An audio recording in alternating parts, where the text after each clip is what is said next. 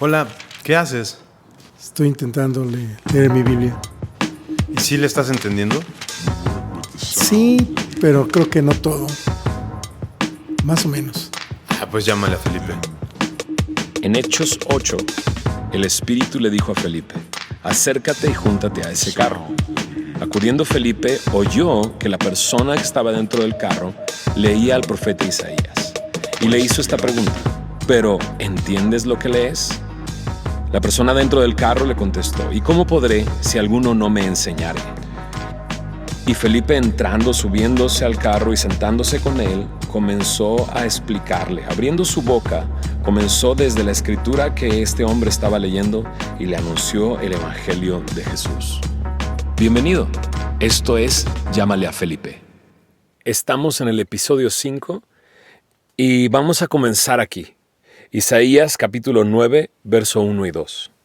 Mas no habrá siempre oscuridad para la que está ahora en angustia, tal como la aflicción que le vino en el tiempo que livianamente tocaron la primera vez a la tierra de Zabulón y a la tierra de Neftalí.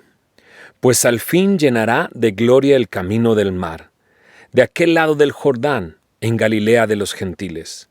El pueblo que andaba en tinieblas vio gran luz. Los que moraban en tierra de sombra de muerte, luz resplandeció sobre ellos. ¿De quién está hablando este pasaje? ¿A qué está haciendo referencia?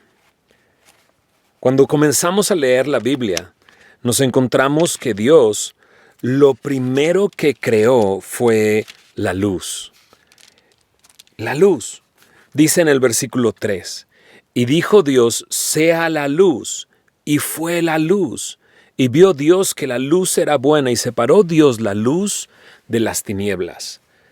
Imagínate, lo primero que hace Dios es separar las tinieblas de la luz, hacer una diferencia.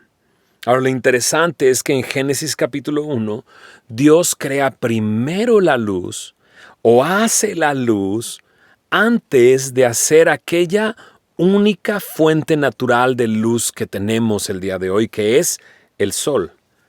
Las lumbreras del cielo las creó hasta el día número 4. Sin duda esto quiere decirnos algo. Y es que cuando Dios comienza a crear todas las cosas que vemos y que no vemos, lo primero que hace es mostrar su esencia, mostrar su gloria, mostrar quién es Él. En Primera de Juan, en el capítulo 1, versículo 5, dice: este es el mensaje que hemos oído de Él y os anunciamos. Dios es luz y no hay ningunas tinieblas en Él. Sí, Dios es luz. Y no solamente se nos presenta en Génesis, se nos dice, sino que David, aquel que escribió muchos de los salmos, himnos o cánticos, si quieres llamarlos, dijo esto acerca de Dios: Jehová es mi luz y mi salvación, ¿de quién temeré? Jehová es la fortaleza de mi vida, ¿de quién he de atemorizarme? No hay duda, las tinieblas me reflejan la oscuridad, y las tinieblas provocan temor, provocan miedo. Y Dios lo primero que hace es crear la luz, mostrando quién es Él. Es como si Dios se presentara y mostrara su gloria y dijera: esto es lo que yo soy. Dios es luz. Por eso David puede decir: no tengo de qué temer, no tengo de qué atemorizarme, porque Él es mi luz. Él es mi luz. Ahora, cuando leemos en Primera de Juan, capítulo 1, verso 5, Dios es luz y ningunas tinieblas hay en Él, me muestra cómo no solamente es su esencia, sino es su santidad. Sin duda no hay nada que pueda habitar delante de Dios sin ser afectado por Dios, sin tener una reacción ante su presencia. La Biblia me presenta a Dios como un Dios santo, único. No hay nadie como Él. Y cualquier cosa que no tenga esa naturaleza será destruida delante de Él, porque Él es santo. Él es Dios. Él es luz. Ningunas tinieblas hay en Él.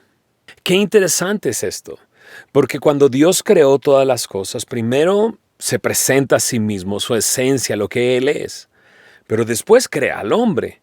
Y cuando el hombre está delante de Él, tiene comunión con Él. Puede hablar con Él, puede relacionarse con Él. Incluso se describe el jardín del Edén como un lugar donde Dios caminaba con el hombre y se paseaba con Él. Y el hombre fue creado para estar con Él, compartir con Él la eternidad. Ahora, al final de nuestras Biblias, en el libro de Apocalipsis, se presenta una imagen muy parecida al principio en Génesis capítulo 1. En Apocalipsis capítulo 21, versículo 23, me describe el lugar donde estaremos con Dios, la ciudad. Dice así: la ciudad no tiene necesidad de sol ni de luna que brillen en ella, porque la gloria de Dios la ilumina y el Cordero es su lumbrera. Al principio de la Biblia hay una relación con Dios, y Él es luz, y el hombre puede estar delante de Él. Y al final de nuestras Biblias se encuentra un lugar donde también algunas personas están ahí con Él, y como que nos remonta al principio de Génesis. Porque me dice que no hay necesidad de sol, no hay necesidad de luna, porque es Dios, su gloria, la que ilumina el lugar.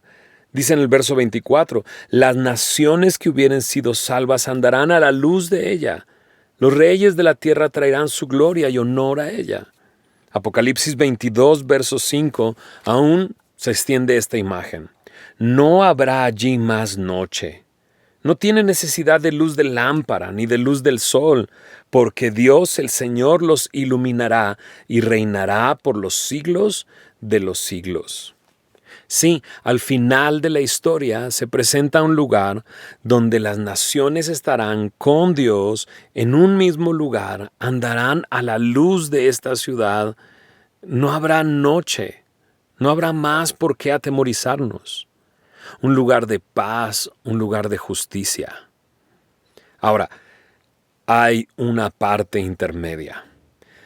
Nuestra Biblia comienza con la esencia de Dios y la gloria de Dios presentándose, termina con esto, pero hay una historia intermedia que nos impide estar con Dios. Alex Aguad está de regreso con nosotros aquí en Llámale a Felipe. Te tengo dos preguntas. La primera es: ¿qué características comparten la luz y Dios? Pues la luz produce vida, la luz produce crecimiento, la luz revela lo que está oculto, la luz separa las tinieblas. De esa misma manera creo que Dios es quien produce la vida verdadera, produce crecimiento, nos da verdadera revelación, revela las cosas como son y nos separa de las tinieblas. Claro. Y la segunda, se menciona que Jesús es como la luz que resplandeció en Galilea. Jesús caminando por Galilea, ¿cómo se parece a la luz? El pasaje de Mateo dice que el pueblo de Galilea habitaba en oscuridad y en densas tinieblas. Pero justo Jesús en este lugar es donde comienza su ministerio anunciando la buena noticia del reino de Dios, sanando a personas de diversas enfermedades. Así que creo que aquí luz significa liberación. Eso es lo que Jesús vino a traer. Luz que trae esperanza a los que viven angustiados y desesperados.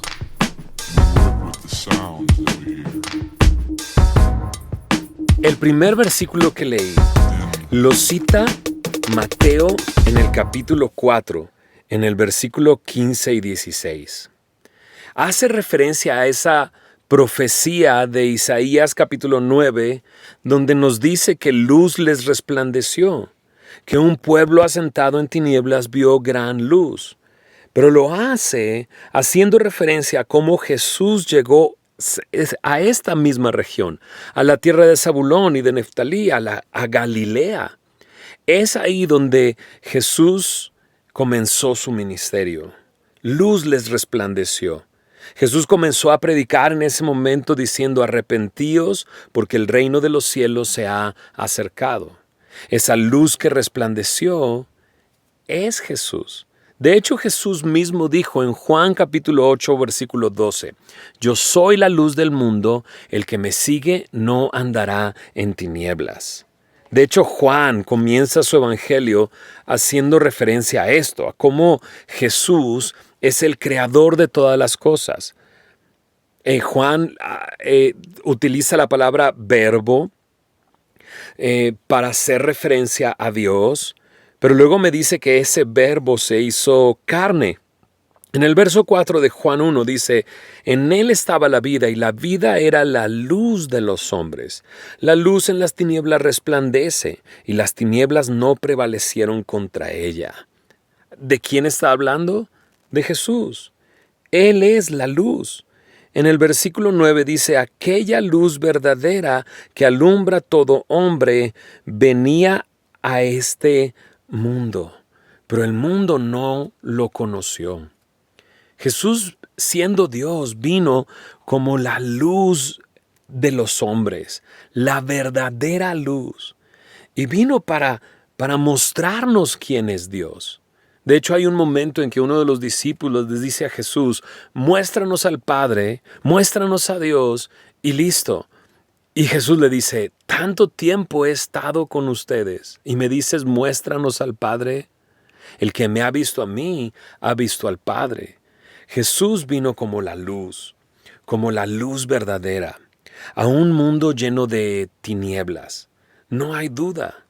El mundo al que vino Jesús es igual al mundo en el que nosotros vivimos, lleno de tinieblas, lleno de oscuridad, lleno de pecado. Pero Jesús vino para rescatarnos de las tinieblas. En Juan capítulo 3, en el versículo 17 dice, porque no envió Dios a su Hijo al mundo para condenar al mundo, sino para que el mundo sea salvo por él.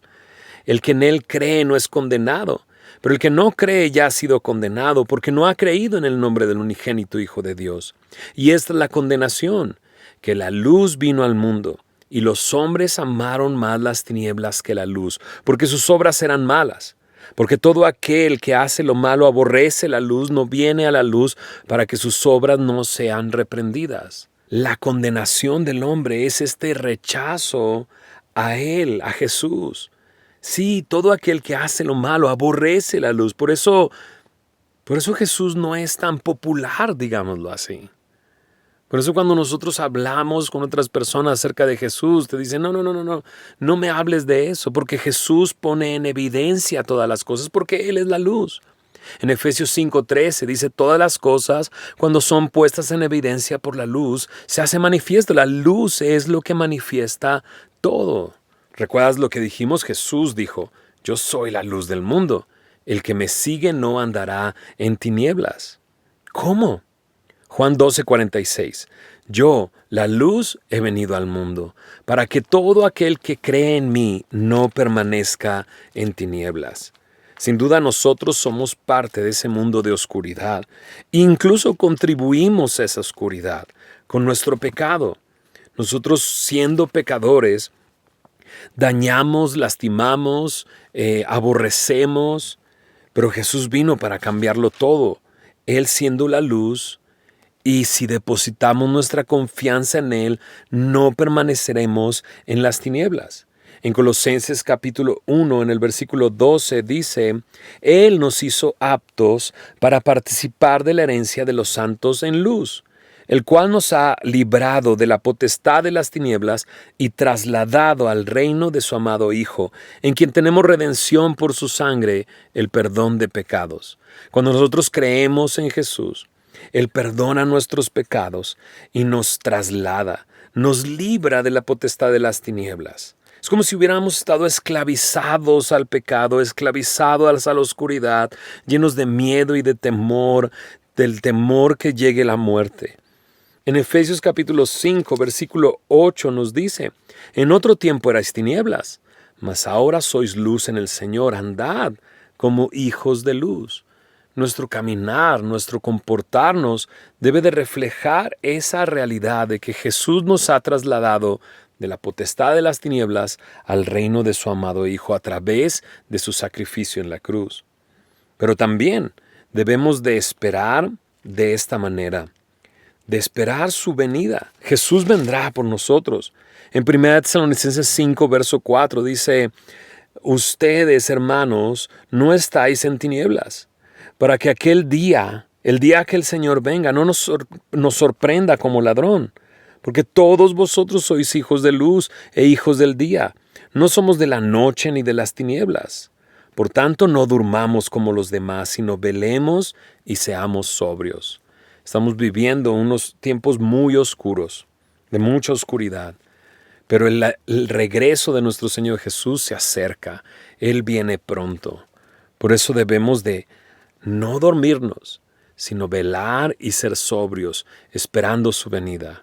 Porque un día, habiéndonos hecho Él aptos para recibir la herencia como hijos de luz, un día estaremos en ese lugar, donde no hay más noche, donde no hay más necesidad de luz de sol o de luna o de luz artificial, porque Él ilumina el lugar. Sí, la historia intermedia nos condena, porque amamos más las tinieblas que la luz.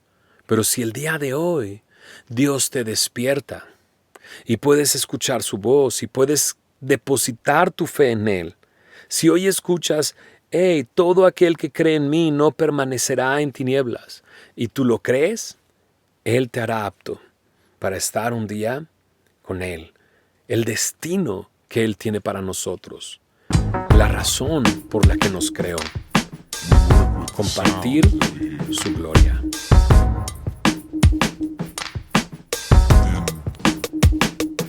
Muchas gracias por acompañarme en un nuevo episodio de Llámale a Felipe. Te recuerdo una vez más, comunícate con nosotros a través de correo electrónico llámaleafelipe, todo seguido, @gmail.com. También síguenos en las redes y por favor, comparte este podcast para que muchos más puedan escuchar y puedan entender lo que la palabra de Dios dice acerca de Jesús. Mi nombre es Fermín Cuarto. Me da mucho gusto que hayas estado con nosotros. Bendiciones.